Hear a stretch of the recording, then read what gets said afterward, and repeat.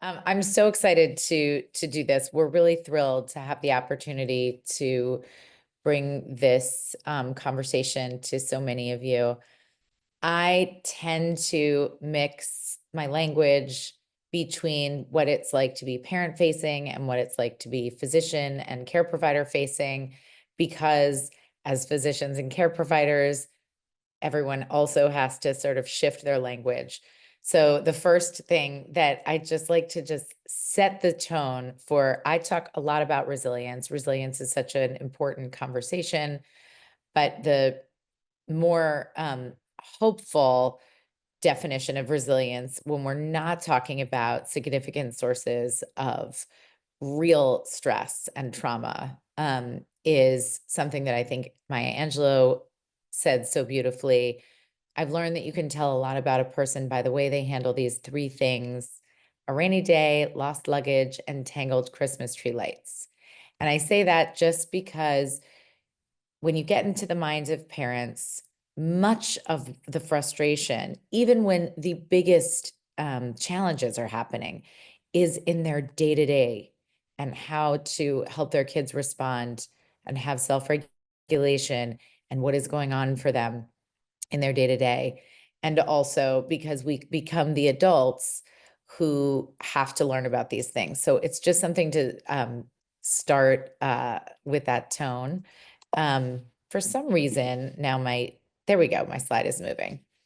So I'm going to talk about 5 core parenting practices for every primary care provider to know. These are all rooted in the science of child development. They're fairly commonly known in the field of developmental psychology and developmental neuroscience, but sometimes they get lost in the context of the physician care when it comes to pediatrics. Some of this might be super familiar. What I think is really important to remember is that these are the 5 core practices rooted in the science that are actually teachable, that have a high association with resilience. So, full caveat for everyone, and this is so important as we're talking to families, is that temperament matters. Temperament is something that anybody who has seen more than one child, and certainly who's raising more than one child, knows is real. It is this who we are when we're born, how we respond to the environment, and how we respond to the environment doesn't mean this is now written in stone and this is how you will be, but it does mean that with a particular type of caregiving, a child who bends more cautious might be able to take more positive risks, and a child who bends more cautious with very anxious parents might actually have exacerbated anxiety and so forth. So we actually do have a small influence on environment by thinking about, I'm sorry, a small influence on temperament by thinking about the environment in which our children grow. I really love this quote. I have no idea who it's attributed to. When a flower doesn't bloom, you fix the environment in which it grows, not the flower. Dr. Thomas Boise did beautiful research on orchids and dandelions. And then some researchers after that added tulips, essentially saying orchid kids, and he started with babies, orchid babies even have different temperatures, like their ear temperature is different, because they come into this world with a much more sensitive response and reaction to the environment. So somebody listening here, probably a good 20% of you, will recognize that you are orchids and that you might notice things a little bit more than other people. If the air condition is loud in a room, so many people won't even notice what's happening, but that might mean that your brain is fixated on the nuisance of the sound of the air conditioner.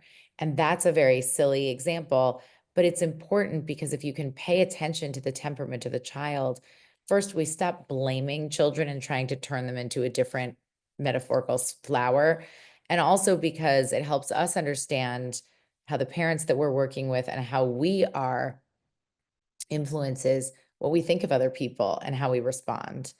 So if you are, for example, particularly robust dandelion, they kind of, yes, they need sunlight, water, and soil, but barely, and they can grow through the cracks of a sidewalk. These kids are going to be fine. And you don't have to spend as much time except on the fundamentals. And so the focus can be more on paying attention to the worries of the parents and reassuring them.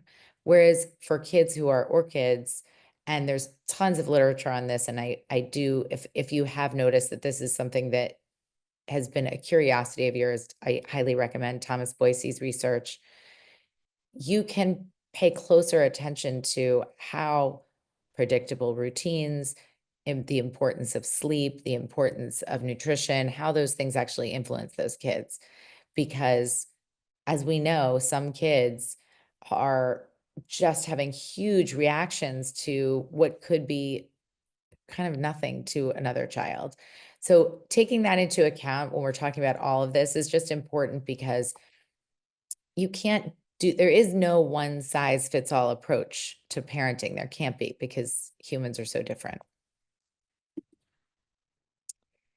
So now I want to talk about the scientific version of resilience instead of the poetic one, which is just the process of adapting well in the face of adversity, setbacks, trauma, tragedy, or significant sources of stress. And for so many families that you're working with, this is all relative, but it is for them what is a significant source of stress. And when things accumulate, it gets even more problematic. When you can adapt well in the face of these things, that is considered resilience. Resilience is not a feature of one individual. I really, I want to emphasize that, because researchers know this, but in the world, we sort of attribute somebody's awesome response to something as they are resilient. And when you look under the hood of anybody who's kind of come out from these setbacks, trauma, tragedies, significant sources of stress, they've risen above it and had this incredible accomplishment, or this life has been so unexpected. If you look under the hood, there was one adult caregiver in their life that was there by their side through it. This research comes from World War II and then has been replicated over the years, that there is a huge distinction between kids who experience these kinds of setbacks when they have one adult, ideally a caregiver, a parent, but it can be a coach, it can be a teacher, it can be a pediatrician, somebody that really believes in them, that can actually move the needle from their experience of what would be considered toxic stress, which we know has tremendous health outcomes decades later, into the categorization of tolerable stressors. Tolerable stressors have capacity to build resilience. There's another kind of stressor that just is worth mentioning, because I think parents really worry about this a lot and say things like, will this traumatize my child? How bad is this? What can I do? And what I want to remind everyone of, because parents need to know this, positive stress, not positive like, yay, this great thing happened, but positive meaning it was something that is manageable even without a loving caregiver. It's just like you didn't get the blue plate that you were hoping for, or you didn't get invited to the party, or you weren't put on the soccer team, or you didn't get in the honors class. It's stuff that we would love to fix, but we're not going to, and we don't need to. That in fact, resilience is not possible without positive stressors. And so as you see parents struggling to make everything perfect for their kids and take away those stressors, bring the backpack to school they forgot, it's actually not helpful. What's helpful is knowing that those are survivable and not a big thing. So you've got those three different kinds of stressors. And what we're focusing on is that parents have a huge influence on toxic and tolerable. And the reason that they have an influence on positive stressors is actually not because they need to do anything, but rather because they need to do nothing, and that's better. Okay, so here are the 5 concepts that I just want to cover that are, I'm just checking the time. Okay. So the first one I sort of alluded to when I was talking about toxic stress and tolerable stress, relationship, and then reflection, regulation, rules, and repair. And those are 5 things that are in the control of the adults, because we're not controlling our kids or anybody else. So I really want to emphasize, let's help parents with something that actually they can do something about. These are the 5, I mean, these are rooted in deep science, but I would say that some of them are, I've shifted the words so that they could start with an R just for ease of memory. But repair, for example, is decades old science, using that same word. So I'm going to go over that very briefly, and then we'll be able to talk about it once Blair and I are speaking together to give sort of specific examples. But relationship is just building a solid foundation of common ground, basic trust, shared joy. Relationships you might hear in other ways, like when people talk about being attuned to your child, or having a secure attachment relationship, or being a sensitive caregiver, being connected with your child. That's all part of relationship. Deriving delight and joy when they walk into a room. Like, this is the foundation for everything. And because we know that having that solid foundation can really change the trajectory of what could be such unimaginable stressors, it's a huge part of our work to emphasize with parents. Because for a lot of parents, this doesn't feel like it could possibly matter as much.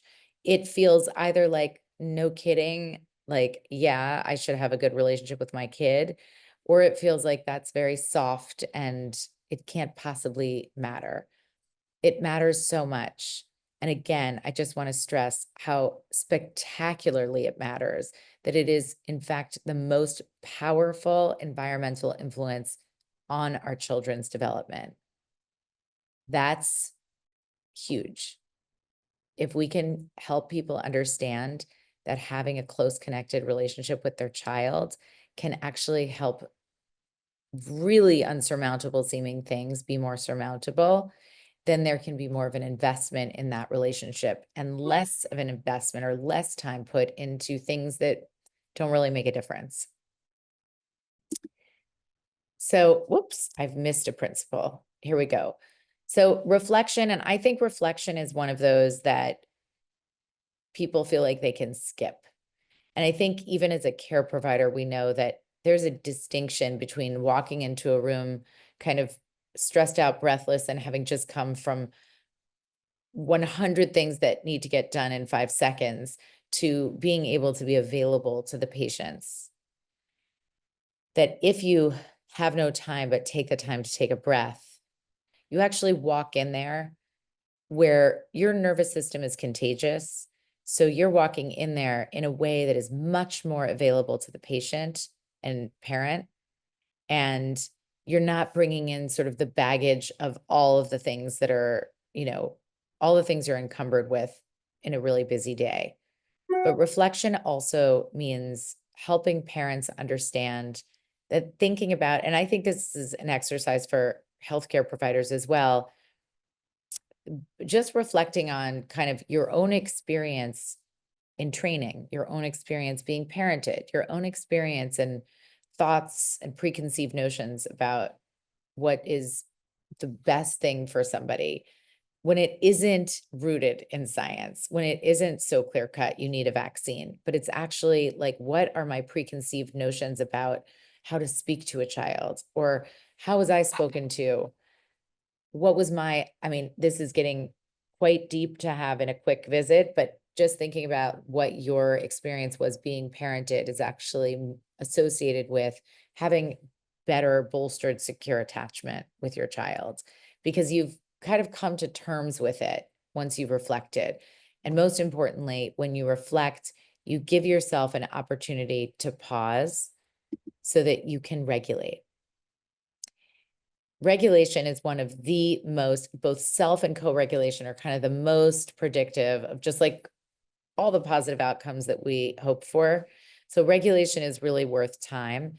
And since we know that young brains do not have full capacity to self-regulate because their frontal lobe is going to take 18 to 28, who knows, even longer these days, to develop.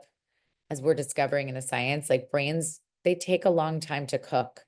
So if you expect a young child to regulate fully and without support from another person, it's not developmentally appropriate. That gives us the opportunity to regulate, pivot from reflection to responding with intention, and managing your responses, your emotions, your attention. All of that is under the larger umbrella of regulation. It allows you to do your job better. It allows parents to do their job better. And then, of course, because we know that self-regulated kids who sort of have more capacity to do that than others, do better in every outcome. We want to help them. And you cannot be a self-regulated kid if you have dysregulated adults around you at all times. So self-regulation is hugely important. When anybody asks you, how can I help my child improve their capacity for self-regulation? The first, second, and third answer is working on your capacity for regulation. Co-regulation is this beautiful thing that you can remind parents of, where when you have a less mature system, you can borrow the nervous system of the adults with you. So if a child, for example, is tantruming, you can either meet them where they are by getting more upset, and then that tantrum grows, or you can remind yourself in various different ways that we don't have so much time to cover today, but maybe we'll get to it a little bit, that you know that you're safe and that your child is safe. There's no emergency. And so you can breathe and regulate your own system so that they can borrow a little bit of that and recognize that it's not end of days. The fourth area that we really need to be pretty vigilant about, and for some families, this is going to be very easy for them because rules were very big in their household. And so you might not need to emphasize this as much. You might want to emphasize more relationships. But for a lot of parents, especially in the current culture and conversation about parenting, rules is scary for people because it's hard for them to understand how to have a close connected relationship in the context of rules that might upset their kids. So it's very important that we're very clear that it's not something to avoid. We don't want to be afraid to set and hold limits and boundaries that are consistent with our values in a way that makes our children feel safe. To me, a very easy gauge on how to help parents figure out what rules matter is to say, what that aligns with your values is important for both your children's physical safety and emotional safety, and other people's physical and emotional safety, which is why, hitting another child isn't necessarily unsafe for your child, but it needs to be a rule because it's unsafe for the other person. Rules are tricky because a lot of parents use language like, I tried that and it didn't work. And I just want to reiterate, setting a limit is your job. Having your child respond to that limit with a thank you and joy is not happening, and it's not your job. So it's really a lot of reminding parents about how their job is to set and hold these limits and not kind of move the needle when it's time to please their kid. Okay. Now I'm going to zip through to repair, because I want us to have time to really specifically talk about all these. I think repair, well, let me go back to rules. One thing I want to say about rules, and I should have said, and this sort of goes into reflection, is like, some people just are naturally inclined because of their life experience to have a very easy time setting limits and a really easy time holding boundaries. And boundaries are more like the separation between you and others. You are not responsible for setting those limits and having other people follow them. You are simply responsible for your response being consistent. And so I really like to pay attention to what parents struggle with rules, and are they treating them like a way to control kids? Or is it really about, I need to make sure that you are given the structure within which you are safe and other people are safe so that you are productive members of society. Those are two different things. Control, not a good thing, but being there as this steady presence who can keep the limits because you're so confident in their rightness for the health and development of your child, that's really important. Okay. So repair is for when it all goes awry. And I think one of the things that's beautiful about repair is that we learn how to reconnect when things go wrong, and that restores the relationship because the relationship is so strong. And so when parents feel like they've messed up, or you tell them something and they haven't been doing it before, and they think, well, did I mess that up? Please remind them that the research on repair is incredible, and that it just means that when there is discord, we can recover and come back together. And it actually is really important to have discord to come back and repair. Otherwise, kids grow up thinking, I guess if there's anything that goes wrong, any disconnect at all, any fight, any mistakes, that's the end of the relationship, that it doesn't come back from that. And that would be such shaky ground to be on. And it would be such a pathway to unhealthy relationships. So it's a really important one to help families emphasize. It's also really important for us to emphasize with ourselves, because, we're going to make mistakes. Although, of course, the last place you want a mistake is when it comes to medical care.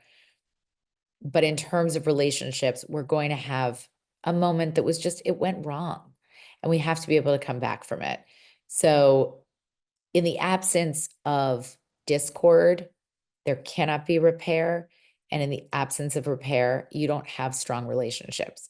The metaphor that's used is, if you think about building muscles, those muscles need small, tiny ruptures in order to, you're lifting the right amount of weights to have small, tiny ruptures so that you can build bigger muscles. You wouldn't want to lift weights that are so out of scope that you're going to end up going to the hospital, but you don't want to have no weights with no ruptures, or you actually would have no muscle mass. It'd be very unhealthy, and nobody wants that. Same thing in relationships. It's really important. So I want you to encourage families to remember that. Okay. So these are some 3 takeaways that are just something to think about. And then when we have our conversation, we can get a little further into it, take a screenshot, do these as an exercise for yourself. One thing that I like to practice is thinking about, what are your core values in this area? So for you, what are your core values as a physician? So pick 3 to 4 things that are absolutely the most important to you. And then in your work, that's what you keep coming back to. And the rest is extra. But this, means that you've been doing the job that you believe in doing. And what I do with parents is the same thing. What are your core values as a family? What are your core values as a mother? What is it that we keep coming back to? And if you keep coming back to that, it really helps you set those limits, because you go, I'm not going to break these core areas.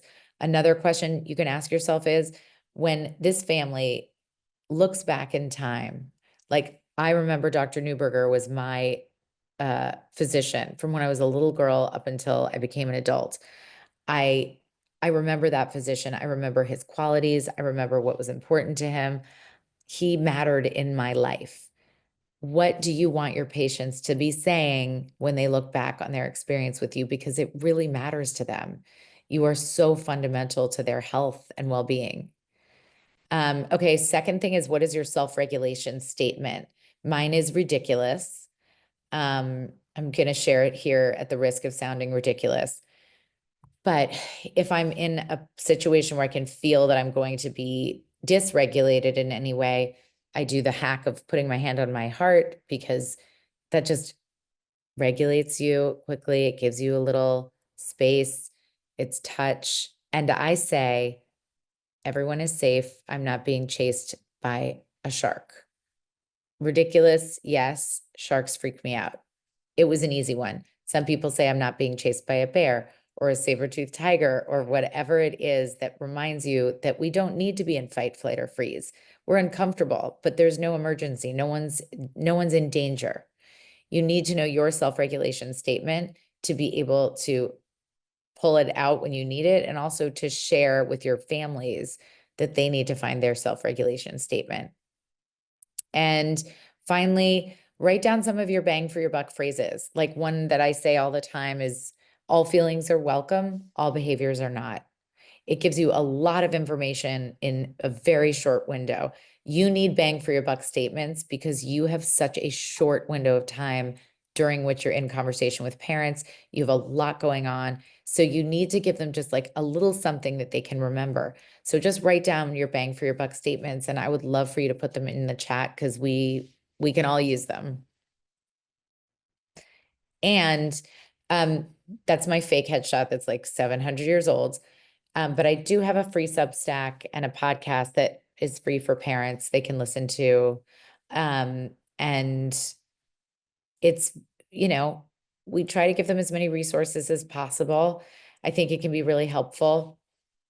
You just want all of your families to have the different ways that they can communicate, or the different ways that they can be, in conversation with you.